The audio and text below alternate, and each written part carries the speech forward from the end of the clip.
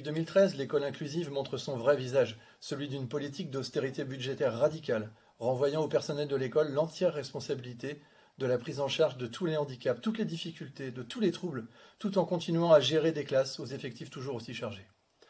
En mettant en avant des arguments démagogiques et prétextant l'égalité des droits, depuis des décennies, les gouvernements successifs se sont attaqués aux élèves les plus fragiles en visant à terme la fermeture des structures et des postes spécialisés, à commencer par la loi Monchamp sur le handicap de 2005 et la loi de refondation de l'école de 2013. Même l'ONU, suite à une audition du gouvernement en 2021, exhorte la France à fermer tous ses établissements médico-sociaux. En réalité, un seul objectif, faire des économies sur le dos des plus fragiles en fermant les structures et postes spécialisés. En somme, c'est une inclusion coûte que coûte, mais à moindre coût.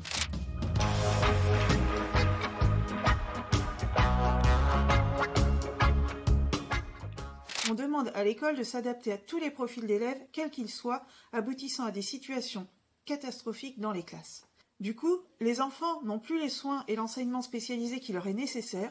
Nous culpabilisons de ces situations. Trop de collègues souffrent de ces nouvelles logiques. FO propose des risques sur l'inclusion scolaire et est très présent dans la défense des collègues et des élèves qui souffrent de ces situations. La prise en charge des élèves en situation de handicap, ou plus largement les élèves à besoins éducatifs particuliers dans nos classes, ça devrait être une scolarisation adaptée aux besoins de chaque élève, avec le respect de leurs notifications lorsque cela s'avère nécessaire. L'accompagnement de ces élèves doit être à la hauteur des besoins de ces élèves par des AESH sous statut et payés dignement.